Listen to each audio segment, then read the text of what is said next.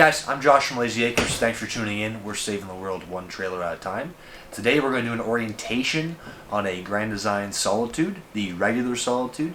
The reason we're doing these videos is so for people to refer back to a video so they can remember what they forgot at their orientation in person. There's also some customers who can't come for an orientation, like they physically can't come, they're too far away, they don't want to come, whatever. This is for them too. And it's also for those customers who are looking at getting into a Solitude, getting into a Montana, something high-end like this, and they want to see what kind of maintenance and how to upkeep it and how to operate this trailer. So this video is for those people too. The problem with these videos is they're going to be long, boring, tedious, so you may have to skip through parts that you don't want to see. I understand. The other problem is they make changes on these trailers often, so not just once a year, they make them 2 or 3 times a year sometimes. So just keep that in mind too. This is as accurate as it can be at the time of taping. Also on these really high-end ones, I'm going to try to hit everything on here, but there's so many components, there's so many items here that there's a chance I'm going to miss a couple things. So I apologize for that. You can always email us about those specific items later. Awesome guys, we're going to start here on the outside. Alright guys, let's start on the outside of this Solitude. Right up front here we have our rougher style storage right here. And behind there is going to be a battery and box in that box. This, you have 2 wires here. One's positive, one is negative. Black's negative, red's positive. You have a battery disconnect on this trailer, so you don't have to worry about disconnecting your trailer when you're using it in storage. You would just flip the switch, bingo bango. But for the winter, you have to make sure you pull your battery out and put it inside the house. Do not leave your battery in here cold and frozen all winter long. You're going to dink your battery up. There's a whole lot of electrical and fuses and solenoids and all kinds of fun stuff up in here. Just don't touch that. Leave that for a technician. Right here, like I said, is your rougher style storage. Some of these Solitudes are going to have a box in here that you can stick a generator in, so you can do that. They'll also have like a cord that gets that's sitting here loose that you can plug the generator into, like we call that gen prep. That's still something that a regular camper shouldn't be touching, shouldn't be dealing with. That should be done by an authorized technician. There is a light here that you can kick on, light up your front pin box. This pin box here is a Rotoflex.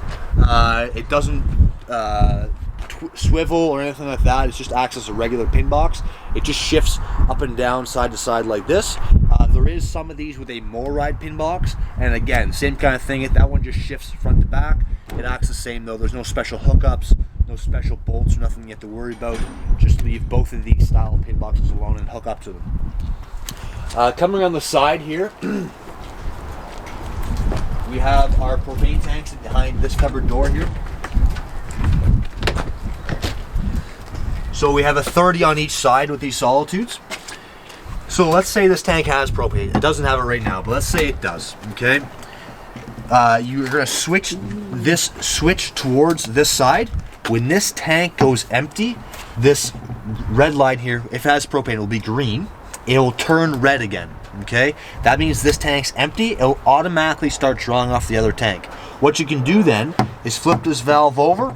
It should turn green again because that tank over there has propane, and then you can take this tank off and get it filled.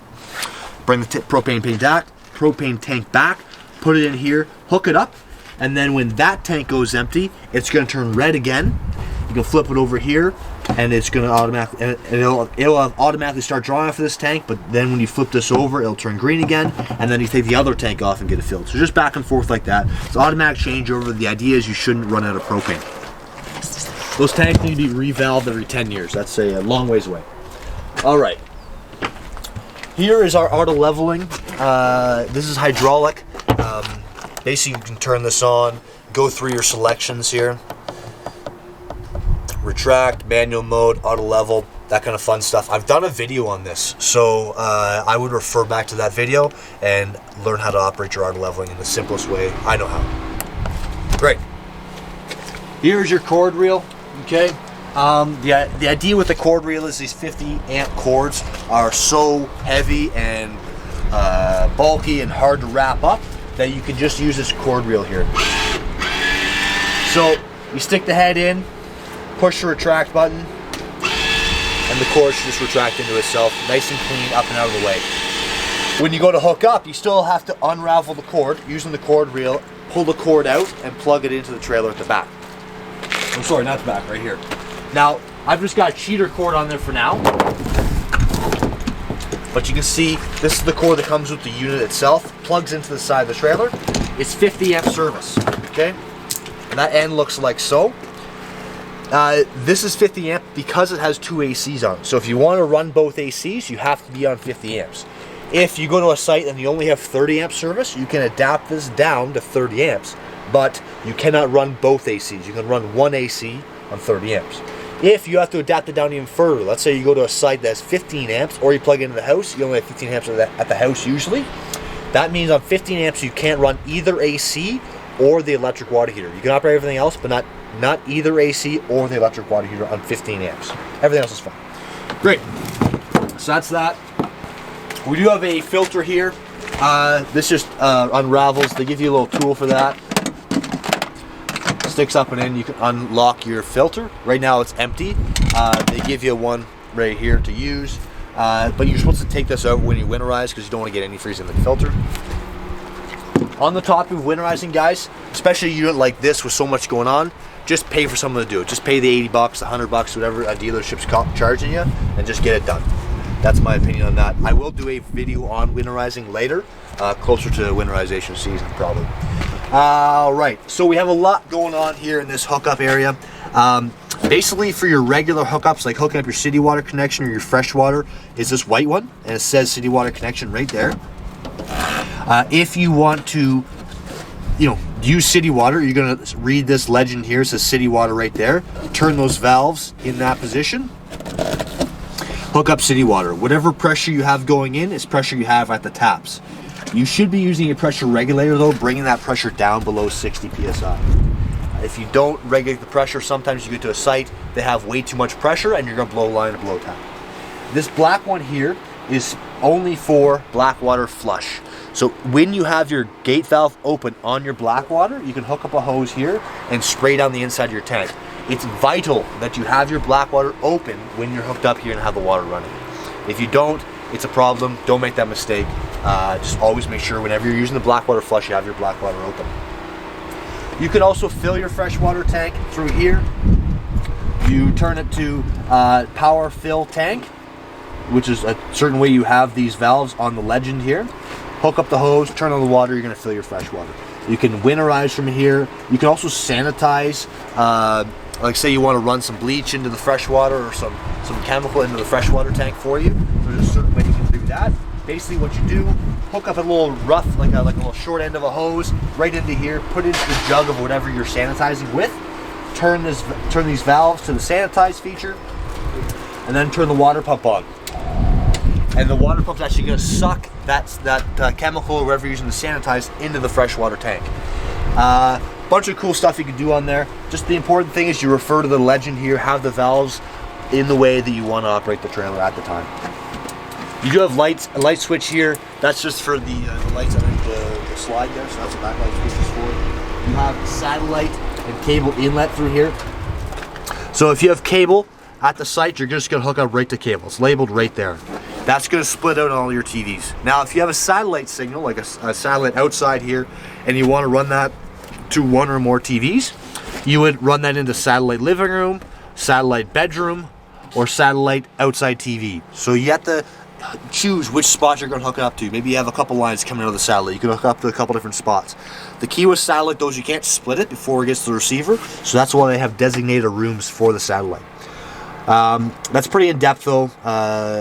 You'll have to spend some time kind of troubleshooting that and working through that. You got a little outside receptacle here, GFI protected, so if your GFI inside's kicked, that receptacle's not going to be working. You have low point drains right here. Basically to drain your antifreeze or your water, you just push those valves downwards and that will drain those for you. That's a key part of winterization. Again, we'll talk about that in a winterization video. You do have an outside shower right here as well. So basically you can get a little garden hose end threaded onto here and then put this end into your quick connect right there, and you can get hot and cold water. Again, don't forget to winterize that if you're winterizing yourself. Now, specifically on the sewer, the gate valves are in here, but the exit's down here. So let's say you have sewer at the site. You're right there. You got a fully serviced site. You have sewer right there. You're gonna hook the hose up to the sewer end, put the end into the sewer tank drain, and then you're gonna come here and operate your valves. If you have sewer at the site, you can leave your gray water open like they are right now, but you always want to make sure you leave your black water closed. The problem with leaving your black water open is the liquids are going to run out of the bottom of the tank and the solids are going to build up in the bottom. Okay, so always leave your black water closed even if you have sewer at the site. Again, that's vital.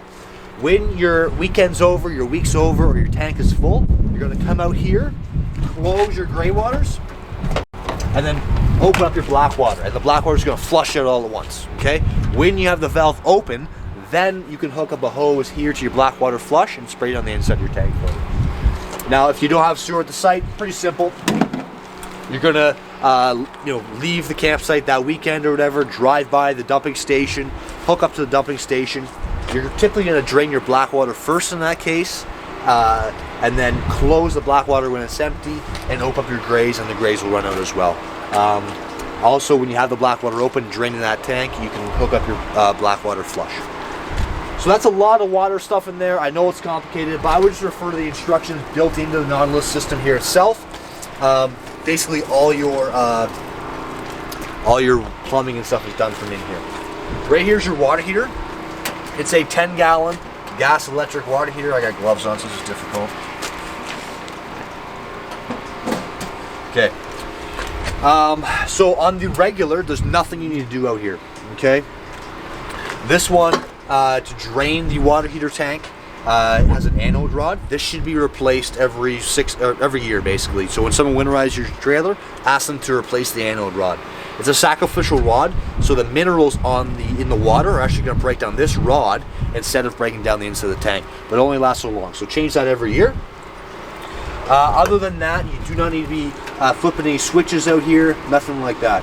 There is a safety switch down here for your electric water heater, but you're just going to leave that on for the year, and then there's another switch inside to actually turn it on and off on the regular. Awesome. But again, just don't touch this unless you're winterizing, then you have to pull that plug out and drain the water heater.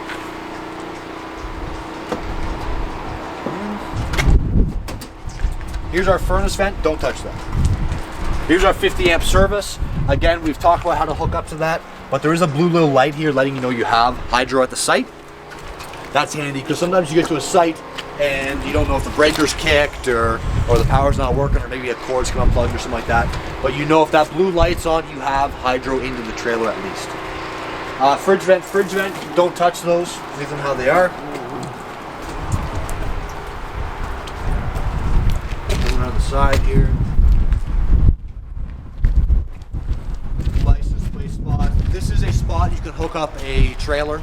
Okay, you have to be less than 75 feet overall in Canada. It's different state to state and province to province, so look that up before you do much traveling. But you have hooks here. Same kind of idea though. You have to get the chains at the crisscross, of course, just like a regular travel trailer. And you have 4-way lights there ready to go. So you have to be less than 3,000 pounds or 300 pounds tongue weight, whichever comes first. Got a roof ladder on this one. You have to be checking your seals every 90 days or 3 months. I'm going to do a video on roof sealants. Check that video out, but you have to be up there religiously inspecting your seals. Also, you have to be up there sweeping off your slides because when you go to close the slide, often you get like debris, leaves, pine needles, those kind of things in there. And they're going to jam up in the seals and the slides are going to leak. So make sure you sweep off your slides if you have any debris up there. Great. That crank right there, I think is for your spare tire. Yeah. So there's a crank handle inside the front storage. You would put the handle in here and you can bring up and down your spare tire. I would do that once a year. Even if you're not using the spare tire, just bring up and down so it doesn't get seized up. Because nothing's more frustrating than having a flat tire on the side of the road and you're trying to bring it down and it's been up there for 7 years and it's going to be all seized up, right? Awning. They operate the same. We'll bring one out here in a second to show you how that works. On the topic of tires, these are 16-inch tires, 8-bolt hubs. The lug nuts are torqued down to 110 foot-pounds. You should torque them down when you get home and after your first couple trips. The PSI rating is 80. Yes, at at 80. So you want to keep those at 80 because you want to have them at full pressure when you're running down the road. They are nitro fill, so you can always top those up with nitrogen or air, whatever you want to do there. To get nitrogen, you kind of have to go to like a Canadian Tire, like a garage. You know, obviously air is a little bit easier to deal with. You have bearing buddies built in there. Basically, there's that plastic cap in the center of that hub. You can pull that cap out. There's a rubber cap in behind there, and then in behind there is a grease nipple. So you can grease your bearings at 6,000 miles, and then repack your bearings at 12,000 miles. That's a long ways away. So, and when I say grease your bearings, I mean put a shot of grease in at 6,000 miles, and then when you get to 12,000 miles, bring it to a garage. They're going to repack your bearings for you. Right here is just an outside spray port. So that there's a black hose there on the other side that we showed you on the outside kitchen. It's also going to hook up here, and you could have a kind of like a spray port outside shower here on the door side. Outside receptacle. This is attached to your GFI that's on the inside, just like the receptacle we saw on the other side there. Pass-through storage here. You do have a central vac. All right, I've never actually changed a bag on a vacuum cleaner before, so have some fun with that. Here's another receptacle, GFI plug. These lights in here are motion sensitive. If you have it on the number 2 feature, it's going to come on when it senses motion. Then you have satellite out here and cable out, so you can watch TV here. There's a specific satellite connection, remember, on the other side there, that's designated for here, and cable is that main cable that comes in and splits up. And then right here is our battery disconnect. So like I was saying, you don't have to physically disconnect your battery when you're in storage, but you would come in here, disconnect the switch. Okay? If you leave your battery connected and you come back 2 weeks after being in storage, your battery's gonna be dead because your propane detector, your carbon monoxide detector, your radio are gonna be slowly drawn down your battery. Okay? There is some accessories here for your central vac. Again, vacuuming is not my forte, so I'm sure you can figure that part out. And then just on this side, we have the propane tanks, the other propane tank, pardon me. There's no valves or anything on this side. This side, you basically just turn on and off the tank. You do the selection from the other side. All right, while we're outside, let's have a look at the awning. That's what you want, cameraman? How do I bring the slides in and out if they've got no power? There isn't a manual override on hydraulic slides like that, so yes. We're gonna cut that part out, Chrissy. The question about the manually bringing out the slides, we're gonna cut that out. We're gonna cut right into running the awning out. Great.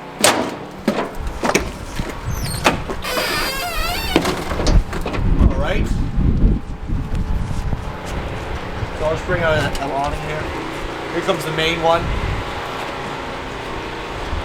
So basically, I'm just holding the button here, extend. Comes out to a certain point. Basically, you want to stop bringing the awning out when the valance is hanging at 90 degrees. You'll see what I'm saying here in a second.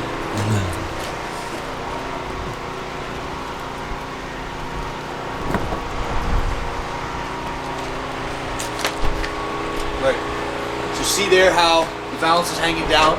Today's a little bit windy of a day to be doing this. If this was like this at a campsite, I wouldn't have my awning out. I would put it away, but because I'm right here, I feel comfortable doing this. But if it's windy like this, put your awning away. If it's raining really hard, put your awning away. Now, there is an automatic rain dump on this awning. And basically what happens, if rain were to build up on the awning, it should drop this arm down and dump the water off. Okay? There is a way of pitching your awning. So if you want to lower one side over the other, what you do is you push in this silver knob here and compress the arm in, and you're going to slowly pitch the awning away from your door or towards your door, however you want to pitch that. But like I said, if it's raining hard, put your awning away. If it's windy like today, put your awning away. If the awning flies off because of a windstorm, because of a rainstorm, that's not a warranty thing. Okay? Just going to retract the awning now.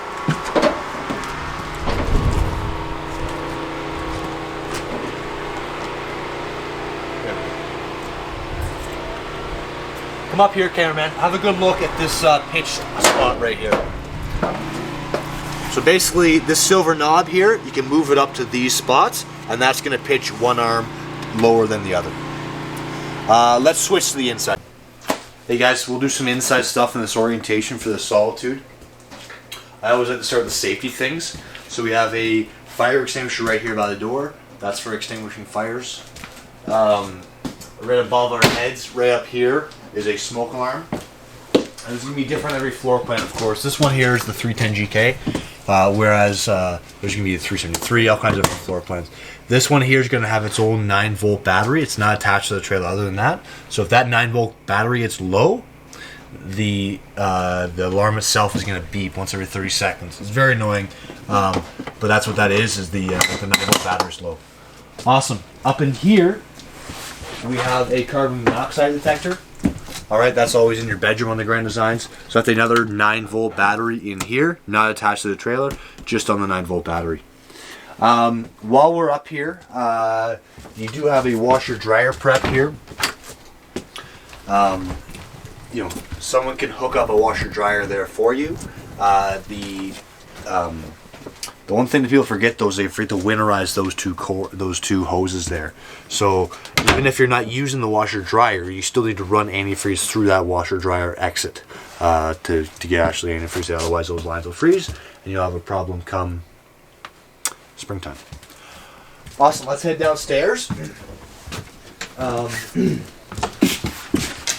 There is a propane detector down near the floor somewhere. There it is. It's always in different locations in every floor plan, but on this one it's right here.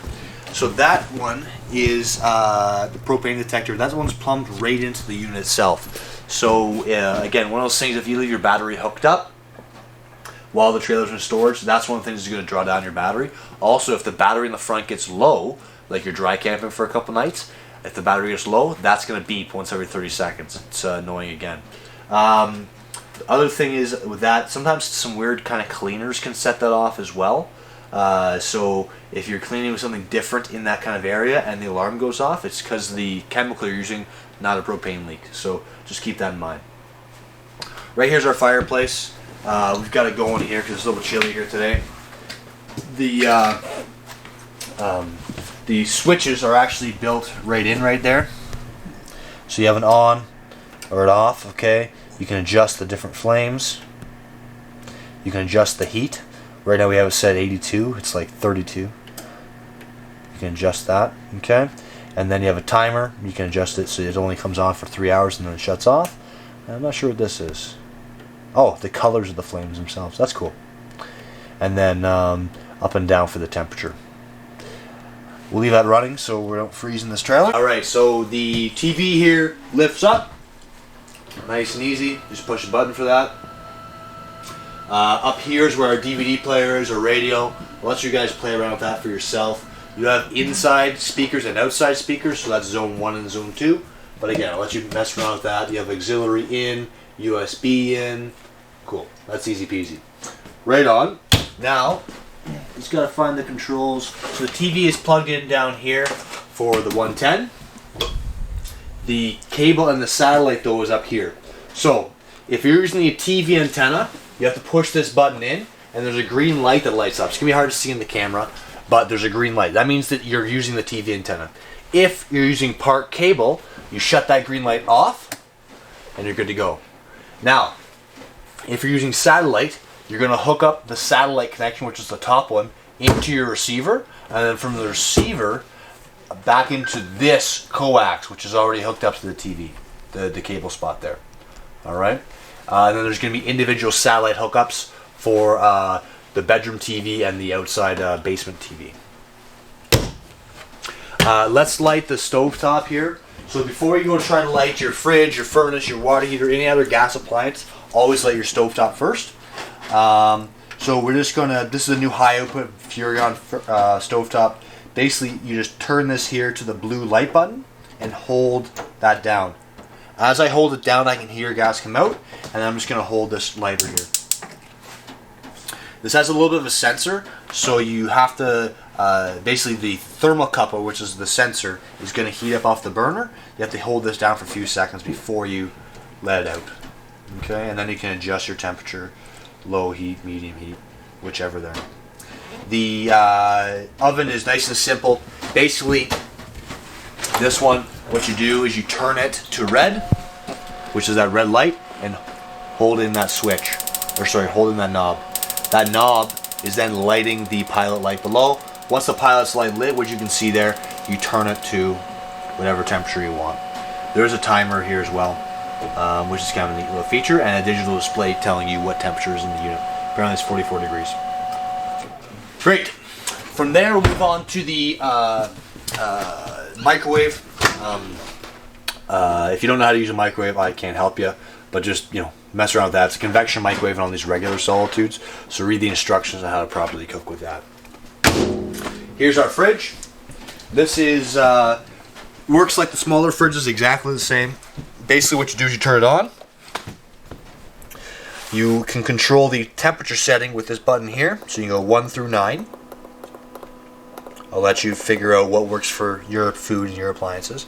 Then this button right here with the plug and the gas symbol on it is how you control which mode it's running on.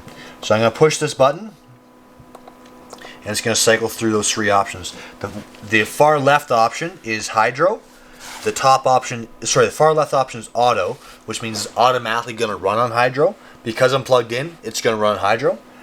If I push that button again, it forces it to go to hydro. If I push that button again, it forces it to go to gas.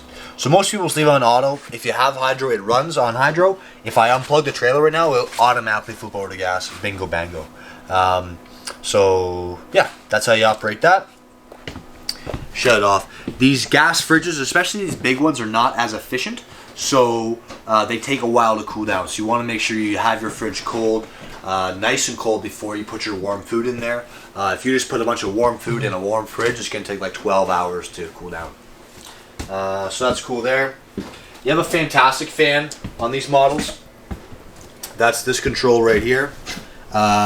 So the way you operate that is labeled on the actual control, but basically you just turn it on, push the on button. I push the on button again, I go to the 2nd speed, on button again, I go to the 3rd speed, on button again, I go to the 4th speed, and then shut it off. You can just open or close your vent from here as well. That's all labeled there right on the vent. It should be pretty straightforward for you. The switch here above the max fan, or the fantastic fan, or you want to call that, is the thermostat. So with this, you control the temperature in the unit, so you can operate the AC or the furnace from here. I just keep pushing the mode button through each function. So the first function is off. Second function is fan. So the fan is just referring to the fan on the AC. Okay. I can adjust that to low fan, high fan, or now I can go to cool. So I'm on cool right now. I can adjust the temperature. I'm not really above 52 degrees in here, so it's not going to come on. I can push this again, go to low cool, push this again, go to auto cool, which will automatically adjust the fan on the AC on cool. Push the mode again. I go to heat. There's 2 heat options on this one. On this particular one, there's heat electric, which is the heat on the AC, like the heat pump. The other option is heat gas. Okay, so if I leave this on heat gas, I turn up the temperature a little bit. We're at 99 apparently. The fan on the furnace is going to come on. We hear it now. If I was standing outside the unit, I would hear like a click, click, click, click, which would be lighting the gas on the furnace. And then it will come up to whatever temperature you have this set at. We're 52 degrees inside the unit, but I got this thing set at 99, so it'll take a while to get up to that temperature. But you get the idea, you can adjust the temperature there. Then I push the mode button again, and it just shuts the whole thing down. You have another thermostat like this up in your bedroom, because this has a secondary AC, but all that thermostat controls is the second AC. So just the fan on the AC and the AC itself. But the same kind of policy or operation applies, you just go through the mode buttons. Awesome. Right here is where the rest of your controls are. So you have 2 slide switches, which is confusing because we have 3 slides. But basically, slide 1 is operating both of your main slides, your 2 hydraulic slides. So I'm going to push out. With hydraulic slides, once they get all the way out, you're going to hear them start to throat down. So you see what I'm saying here. Bring it in. Okay. Now I'm going to go back out.